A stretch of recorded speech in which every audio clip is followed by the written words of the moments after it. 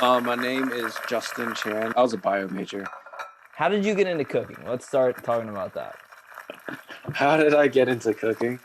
I've always loved cooking. Every time someone asks me that question, I say it's because of my mom. And she was trying to prepare me for college. So I remember once a week she would have me make dinner for the family. But I think it comes down to I just love people. I love people a ton. That's a big reason why I chose medicine. Food is just, I think, an avenue where there's a creative outlet and it's a way to serve people. I think nothing makes my day more than whether you're making a cake for someone's birthday or even just delivering some food over to someone when they're having a bad day. Like food is a universal love language.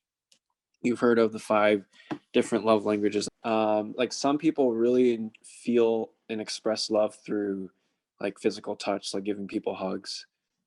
So physical touch, gift giving. Some people love getting gifts or giving gifts.